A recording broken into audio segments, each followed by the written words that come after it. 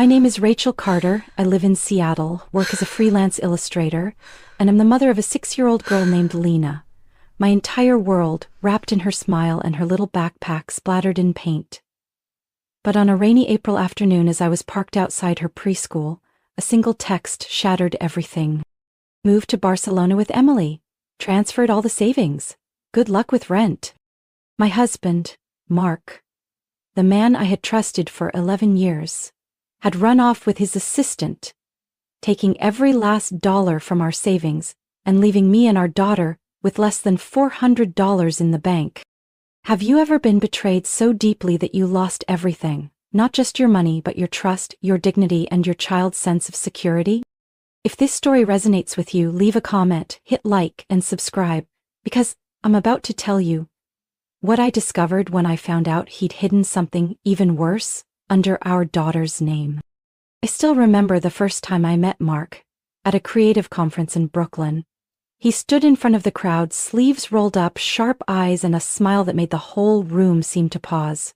He wasn't movie star handsome, but he had this rare magnetism, the way he listened, the way he made people feel like they were the most important person in the room.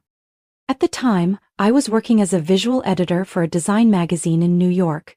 Busy, independent, and convinced I didn't need anyone.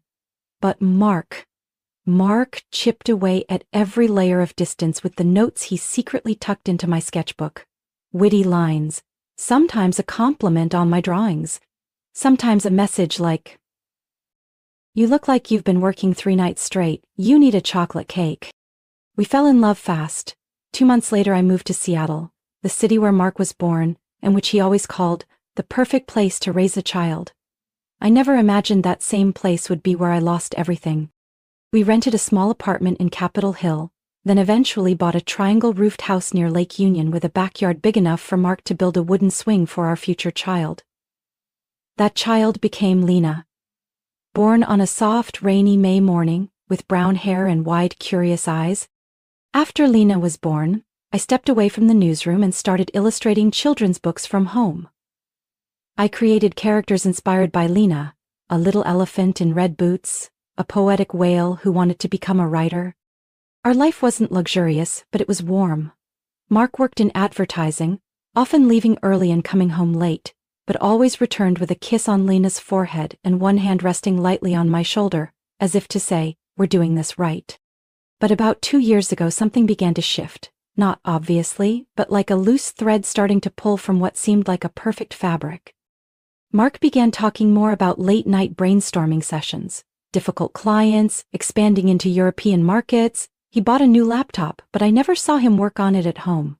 His phone was always face down on the table, fingerprint locked, with 2-factor authentication. He avoided my eyes when we talked, especially when I asked about strange expenses on the bank statement, a dinner at a hotel miles from his office, a pricey flower shop I had never received anything from. I once asked him, "Mark, who were you having dinner with at Magnolia Hotel? $290 for 2 people? He laughed so quickly it felt rehearsed. "Babe, you know how the European clients are. They expect to be treated fancy. They don't want to eat at casual places." Then one time, I saw his shirt hanging in the laundry room. There was an orange-red lipstick stain on the collar. I don't wear makeup. I don't even have lipstick in my purse. I picked it up and stood frozen on the stairs. Mark stepped out of the bathroom, saw me holding the shirt, and smiled. Probably from one of the TVC girls, they were all hugging goodbye after the shoot. I pressed my lips together, folded the shirt, and walked away. Let it go, because I didn't want to believe, because I had no proof, because I thought if I pushed too hard I'd look like the paranoid petty wife, but deep down I knew. I started drawing less. Instead of creating magical worlds for children, I sat staring at blank pages, wondering, am I slowly losing something? Lena still chattered all day, still believed her dad was a superhero. I didn't want to take that away from her. Not yet. Once, I asked Mark if we should take a vacation together like we used to. He waved me off. "Not the right time. You know we're tight on budget. Next year?" Next year never came. Then Emily started showing up more, under the pretense of needing extra guidance since she just switched departments. She was young, blonde, always smiling, and most of all, knew exactly how to get Mark's help with little things after hours. One evening, I came home earlier than usual with Lena and saw Mark's car in the driveway. I walked in and they were sitting close together in the living room, laughing. Emily jumped up, like she'd been caught, but Mark just smiled. "Rachel, you're back." I was showing Emily how to brainstorm for the cosmetics campaign. She quickly made an excuse and left. I nodded, said, "It's fine," but I couldn't sleep that night. I kept thinking if I worked hard enough, kept the home peaceful, stayed a good mom, didn't ask too many questions, everything would be fine.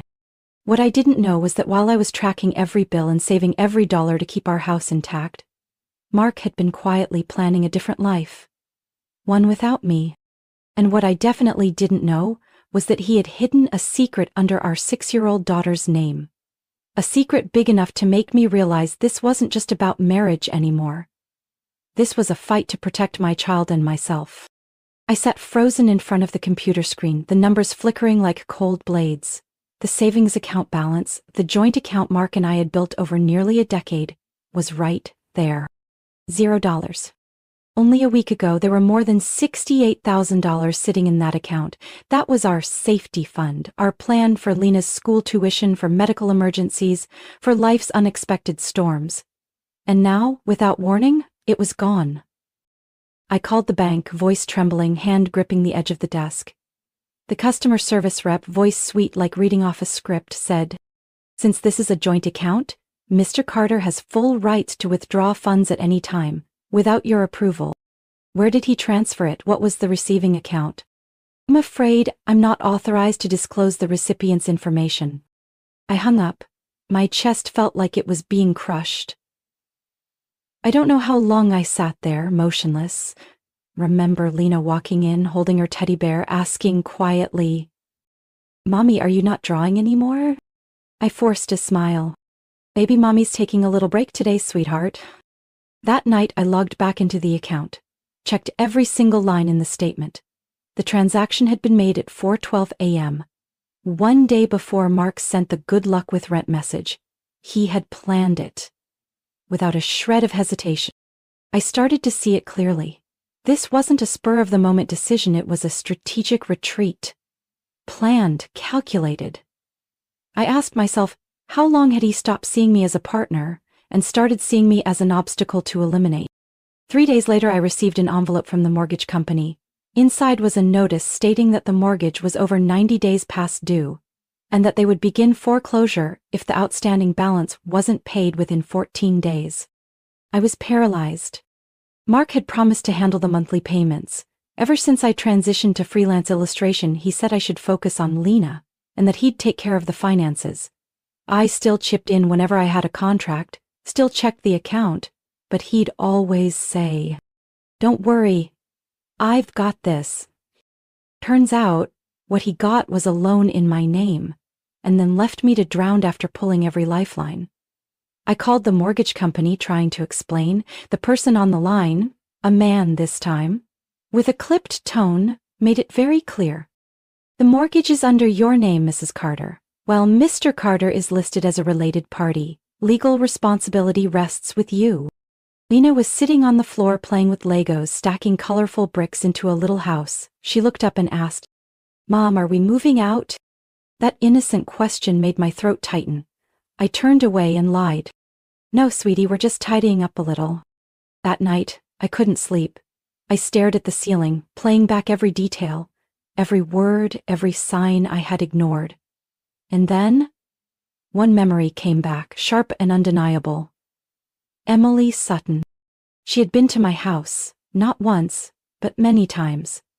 Lena's birthday parties, dinner nights when Mark invited colleagues over, even moments when Mark called me and said, "Can you help Emily pick out a birthday gift for her mom?" I remembered her sitting at my dining table, beaming as she bragged about her promotion to senior assistant. I remembered how she always bent down to Lena's level, speaking in a syrupy voice. "I love your curly hair so much. If I ever have a child, I hope they look just like you." I trusted her. I used to call her little sister.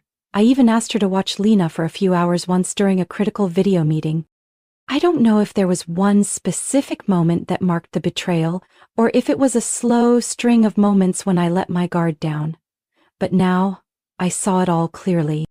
Mark didn't leave me, he abandoned responsibility, honor. He boarded a flight to Barcelona with Emily, the same woman who once sat at my dinner table. And me? I was left behind, in the wreckage. A former colleague of Mark's called me after hearing the news. Her voice was hesitant. Rachel, I wasn't sure I should say this, but I saw Mark post a picture at the airport. With Emily, the caption said, "New beginnings." Laura paused. "Are you okay?" I answered quietly. "I think I'm about to not be." I hung up and looked over at Lena, sound asleep on the couch, holding her faded stuffed bunny tight. And in that moment I swore, no matter what it cost me, I wouldn't let her lose anything else. I didn't think I could be shocked any further after everything Mark had done. But that afternoon, when the doorbell rang and the mail carrier handed me a thick envelope sealed by a law office in Tacoma, I realized I was wrong. The letter opened with a line as cold as ice. "Dear Mrs. Rachel Carter, our client Mr. Mark Carter hereby formally notifies you of a divorce filing submitted to the King County Court 2 weeks ago." 2 weeks. While I was still taking Lena to school every morning, still waiting for an explanation, he had quietly ended our marriage. I flipped to the next page, where custody was detailed. Our client is not requesting custody of the minor child Lena Carter, and consents to full guardianship by Mrs. Rachel Carter. No dispute, no shared custody arrangement, not a single question about our daughter. I clutched the paper, but what twisted inside me wasn't relief. It was sorrow. Lena was my entire world. But to Mark, had she really become something so easily left behind? I kept reading until I reached the financial section, where Mark, through his attorney, stated that Mrs. Rachel Carter has a stable financial plan, earns an independent income from freelance artwork, and does not require financial support. I let out a dry, bitter laugh right there in the cold kitchen.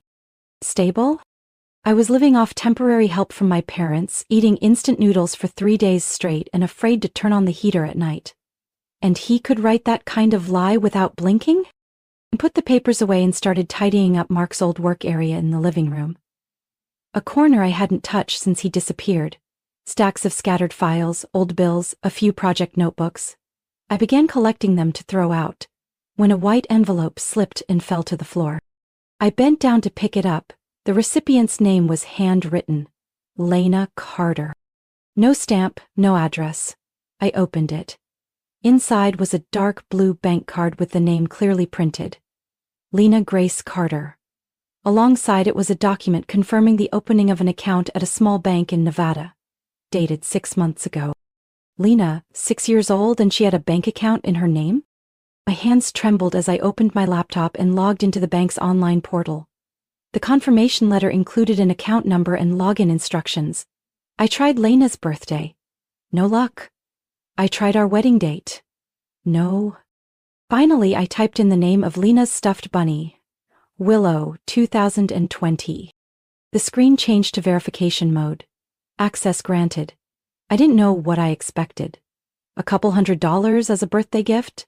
An empty account? But what I saw made my breath catch. Account balance, $147,230. In the transaction history, a series of deposits from anonymous accounts, most traced back to a company named Carrington Holdings, LTST, registered in Delaware. I opened each entry, reviewed carefully. Every month, deposits ranging from $10,000 to $20,000. For nearly 6 months. I typed Carrington Holdings into a search engine. It came up as a shell marketing firm, no official website, no listed staff. And then I remembered, Carrington was the name of the campaign Mark managed when his firm expanded internationally. I stood up from the desk, sat down on the floor, one hand on my stomach as if trying to stop the nausea rising. What had he done? Used our daughter's name, a child in elementary school, to set up a shadow account and hide assets? I thought back to the times Mark asked to borrow Lena's birth certificate, saying it was for insurance or the new school needed a copy. I didn't question it. I gave him the original. He didn't abandon us. He planned to leave me with nothing but not technically under his name, so if anyone came asking he could shrug and say, I don't own anything. That account? That's not mine. I looked out the window. Lena was sitting on the balcony, wearing headphones, coloring in one of her storybooks. She had no idea her name was being used as a financial shield. No idea that her own father was turning her into a tool for hiding money. I turned back to the desk. This time I took screenshots of everything, the balance, transaction history, the name of the company. I saved them to a separate encrypted hard drive and labeled the folder, For Lena, when she's ready. I knew what I had to do next, but more importantly, I knew that from this moment on, I wasn't fighting for my own pain anymore. I was fighting to make sure my daughter wouldn't become a pawn in the dirty game played by the man she once called Daddy. I walked into Melanie Quinn's office feeling like I was carrying a storm. My eyes were swollen from lack of sleep, my hands still slightly trembling after a night of digging through accounts and saving every piece of evidence like they were the last life rafts in an open sea. I had heard a lot about Melanie, a well-known divorce attorney in Seattle, the one who helped a single mother win custody after a financial firm backed her into a corner. She didn't dress as formally as I expected. A black turtleneck sweater, her hair pulled back, a desk so neat it looked sterile. But when she looked at me, her gaze wasn't judgmental. It was calm, as if she'd seen me 100 times before, in the faces of countless women who had once sat in the leather chair across from her. I placed the folder on her desk, opened my laptop and scrolled to the screenshots of Lena's bank account. I need help, I said, my voice hoarse from exhaustion. My husband used our daughter's name to hide nearly $150,000. He ran off with another woman, filed for divorce, left me with a mortgage on the verge of foreclosure and a child who has no idea what's happening. Melanie didn't blink. She tilted her head, studied the screen, then slid a small notebook toward me and said evenly, Document everything, transactions, dates, messages, words, anything that could be used in court. What about a bank account under a child's name? I asked. Is there a way to hold him accountable? Melanie raised an eyebrow, then typed a few lines on her computer. In Nevada, there's a legal loophole allowing a custodial account to be opened with one parent's consent, but if that account is used for money laundering or tax evasion, we can escalate this to federal court, especially if we can prove the funds came from fraudulent activity. She paused, eyes locking with mine. Rachel, this is no longer just a divorce case, this is a financial scheme, with a child in the middle. I felt my chest tighten. Finally, someone had said what I'd been feeling all along. Melanie continued. We'll file for an emergency freeze on all related accounts, including Lena's for now, to prevent him from draining them. I'll submit the motion this week. What about custody? He already gave that up. But if we prove he's using her name for financial manipulation, the court could issue a no-contact order. I gripped the strap of my bag. I don't need his money. But I won't let my child be used for his scams. Then we start here.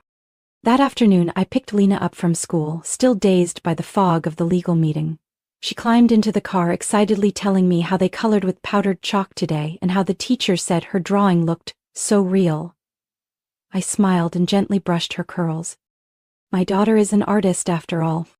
Lena's eyes sparkled in the rearview mirror as she met my gaze. Then you're an artist too, you draw elephants that fly. That night, after Lena fell asleep, I sat at my desk and reopened my work email, the inbox I had all but abandoned for the past 3 months. I didn't expect much, but in the priority tab there was a new message. From Clover House Publishing, the children's book publisher in San Francisco I had worked with 2 years ago. Subject line? Rachel, would you be open to illustrating again? I opened it, heart pounding. The editor who had worked with me on Little Bear in the Big City wrote that they were reissuing a new series and wanted me to illustrate a special feature, Gentle Stories for Hard Days. I didn't know if it was coincidence or grace. But that offer came at the exact moment I needed something to believe in. I replied that night. I accepted. The next morning, I woke up earlier than usual, brewed coffee, opened my laptop and started sketching. My hands were stiff at first, my lines hesitant, but with each stroke, A little fox walking through the rain to find his mother, a deer lost in a storm, a kitten sleeping on a rooftop. I felt myself coming back. I wasn't illustrating for a project. I was redrawing my life, line by line, color by color, for myself, for Lena, and for whatever came next. I was revising the final sketch for the publisher when my phone buzzed. A new message.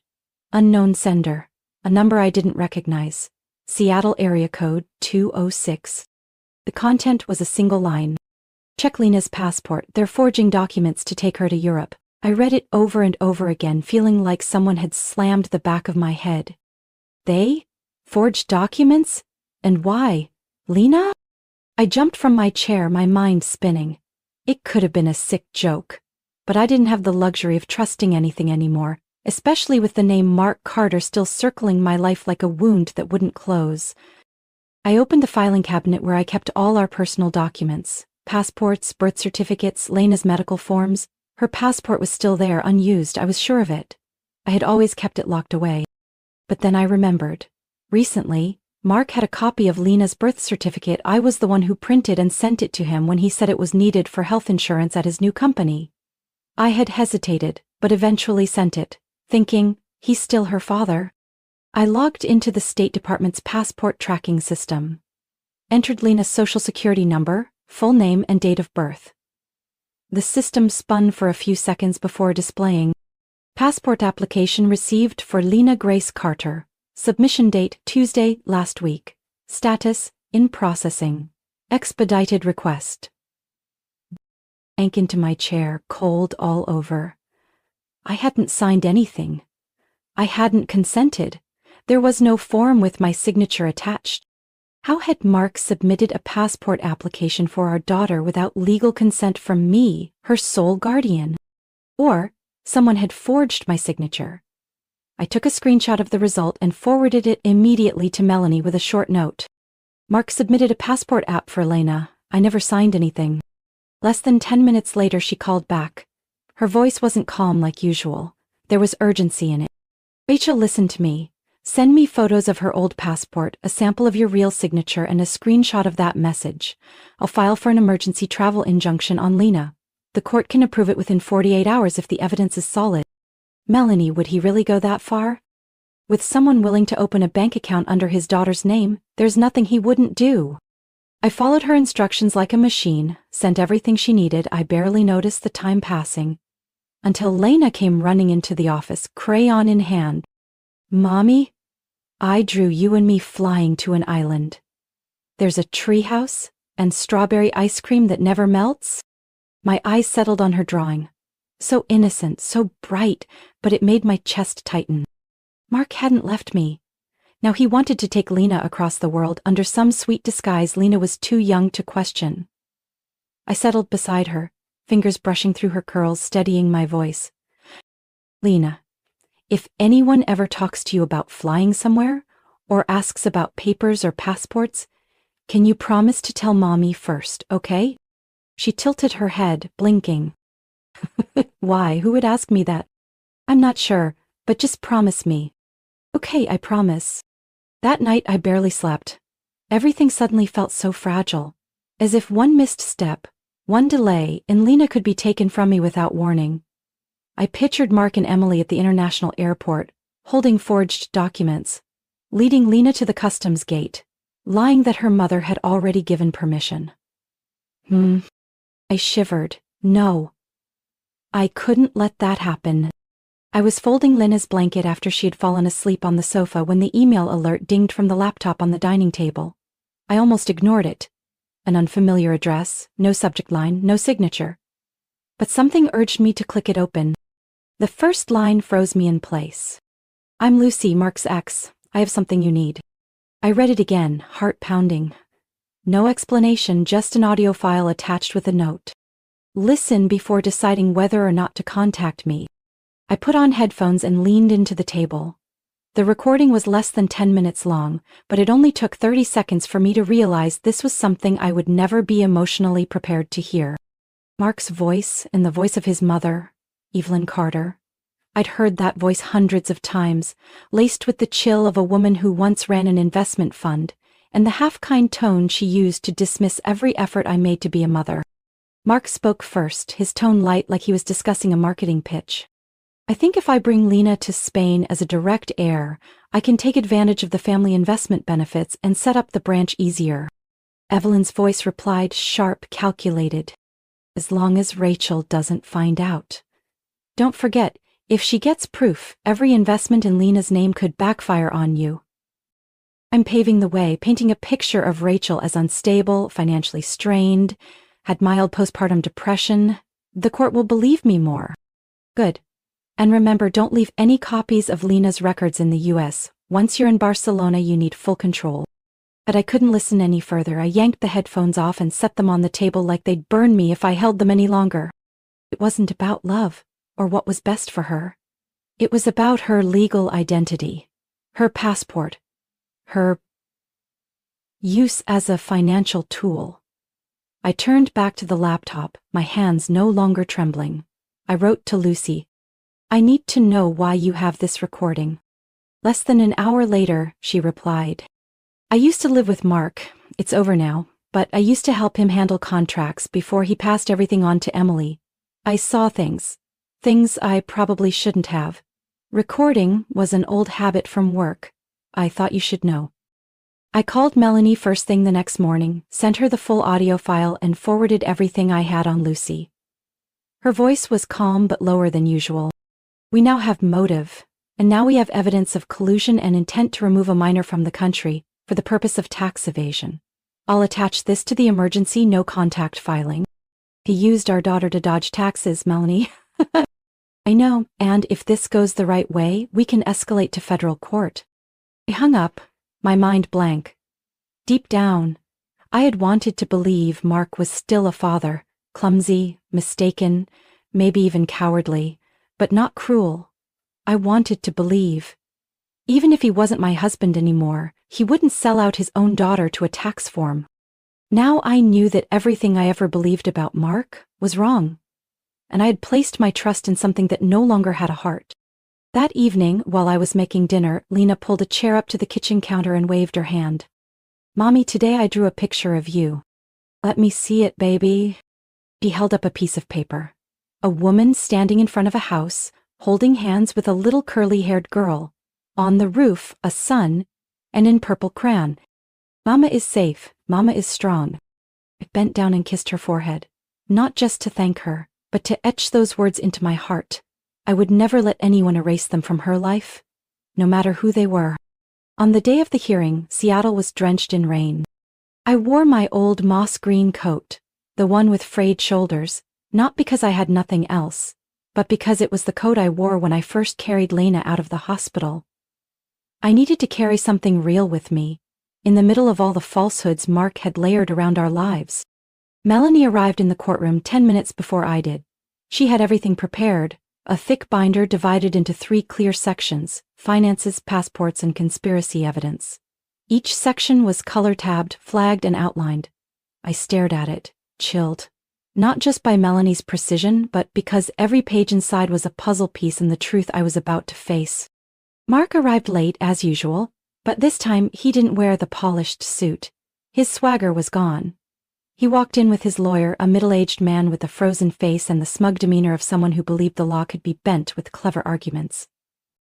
The hearing began at 10 a.m. The judge was Linda Monroe, known for being tough in cases involving minors. She looked squarely at both attorneys.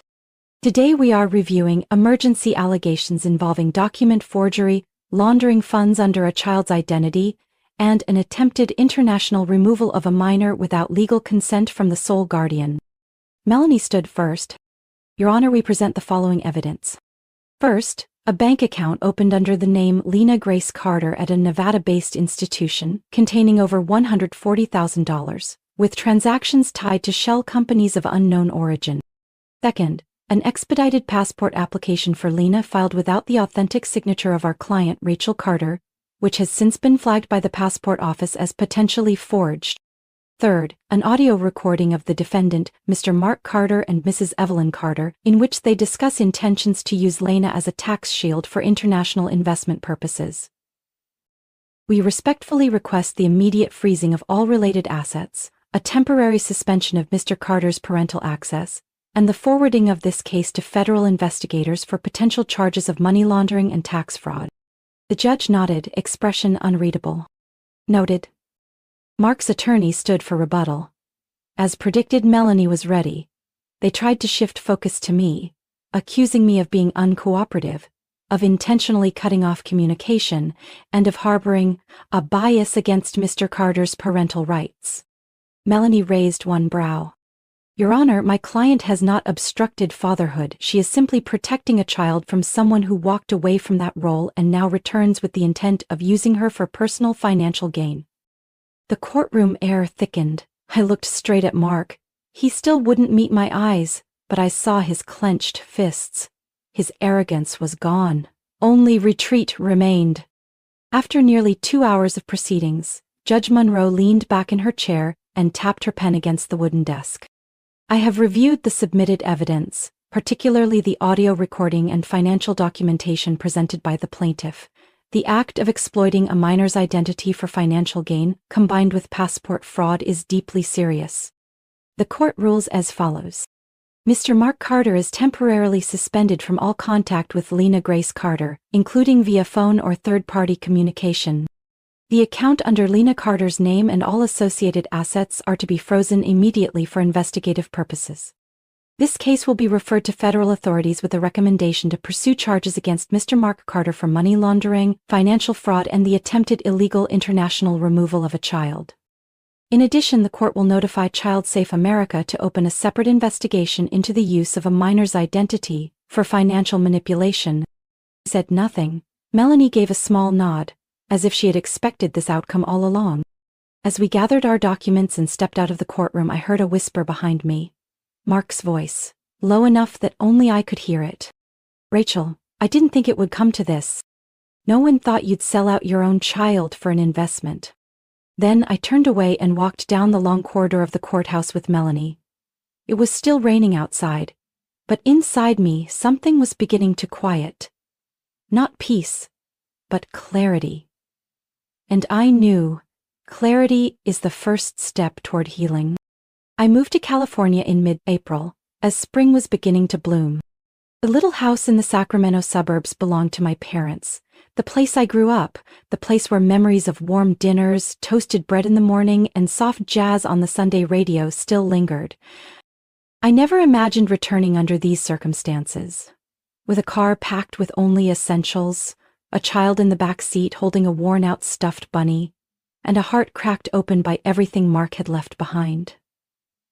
But when my mother opened the door and pulled me into a hug without asking a single question, I knew I had made the right choice. My father, a man of few words, simply placed his hand on my shoulder and said, "You don't have to be strong here." That was when I cried, not loudly, not brokenly, just quiet tears, from someone who finally felt like they were standing on solid ground.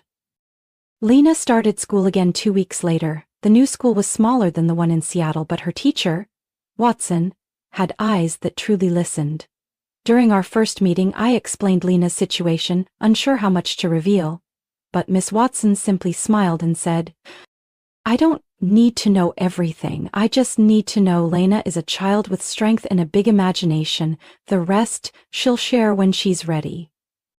The first 3 months were days of learning to live slowly. No more court hearings, no more mornings checking emails or bank balances.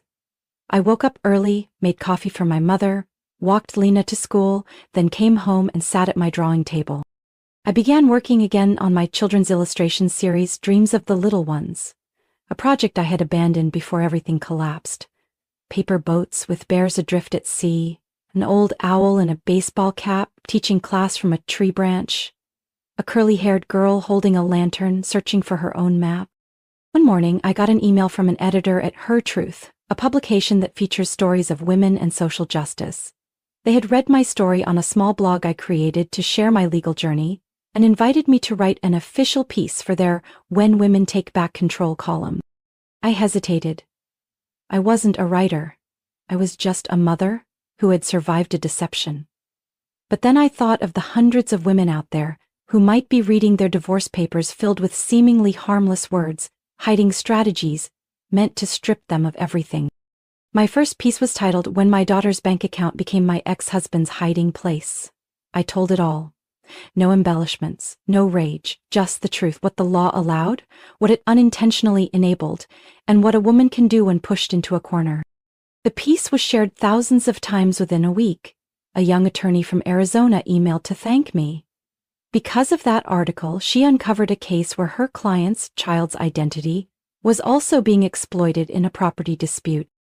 Women began messaging me. They shared different stories. Being pressured to sign over assets, having their names used as loan guarantors, discovering properties in their child's name they never approved. I didn't have solutions for all of them, but I responded to each one. I shared contacts for trusted attorneys.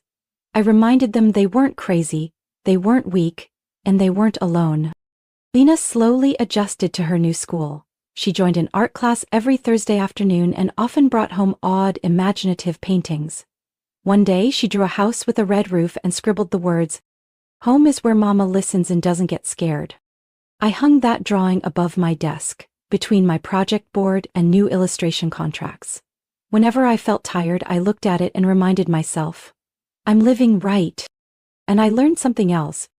When the law finishes its part of justice, the rest, healing, belongs to us. No courtroom can issue a verdict for how to rebuild broken trust. But we can. Little by little, every day. I still haven't forgiven Mark, and I don't know if I've redefined what trust means. But now, when Lena laughs after school, when I draw without a lump in my throat, I know our healing is slow, but it's real. That night, it rained. Heavy drops tapped on the bedroom window like soft, steady knocks, blending with Lena's gentle breathing as I tucked her blanket. She had come home from art class, carrying a watercolor painting in blotches of purple and yellow. I stared at it for a while, before I realized it was two figures. One big, one small, standing by the shore with a boat floating out to sea behind them. "Who do you think it is?" Lena asked, her voice light as air. "I'm guessing it's me and you?" I smiled, sitting at the edge of her bed. Lena looked up, her eyes clear but older than 6. "Mom, do you think Daddy really loved me?" That question pierced like a tiny needle, straight into a place I thought had already healed. My mind spun with logical answers as her eyes searched mine. "Your dad loved you in his own way." Or, "That's a grown-up thing." But none of them felt right. So I spoke slowly, keeping my voice steady. "I'm not sure, Lena, but I do know one thing." I placed my hand over her chest, where her little heart kept beating steadily. "I will never use you to hide from anything. Not from fear, not from money, not to win against anyone. I only need you to be you. Happy, sad, curious, and safe." Lena didn't reply. She leaned into me, resting her head on my chest, fingers lightly clutching my shirt like she was searching for an anchor she couldn't find anywhere else. I stayed like that for what felt like forever. The rain outside didn't stop, but inside there was a deep stillness, not of grief, but of quiet acceptance. She fell asleep with her hand still resting on mine. I pulled the blanket up and stepped into the hallway, leaning against the wall in the dark without turning on the light. In that darkness, I thought about everything we had been through, the courtroom, the bank account under her name, the lies sewn into our lives like delicate threads holding together a rotted garment. Mark thought he could destroy me by draining our money, taking the house, and shaking my legal ground as a mother. But he forgot one thing. The one thing I never lost was myself. I'm not the woman he married 11 years ago, the one who left her job in New York for a promise of family. I'm no longer the wife who sat with bills, convincing herself it'll all work out. Now I'm a mother who knows how to read the look in her child's eyes when she's hiding tears behind paint. A woman who understands trust isn't built from blood, but from how we choose to show up for each other. Mark will never get that back. Not because I won, but because he lost it. By his own choices. I sat back at my desk after Lena had drifted off. Outside the window, the lemon tree swayed in the wind, casting faint shadows across the room. I opened my laptop and began typing the first lines of my new piece for her truth. One day my daughter asked me, "Did Daddy really love me?" I couldn't answer. Because love, if it existed, would never use a child as a smokescreen for laundering money. I lost a lot in that marriage, but what I never lost was the ability to look at my daughter without hanging my head in shame. I know somewhere out there, another mother is sitting at her computer past midnight, hands shaking after discovering her child's name was used to hide assets. And if my story helps her take even one step, whether that's emailing a lawyer or removing an old photo from her desk, then my journey wasn't for nothing.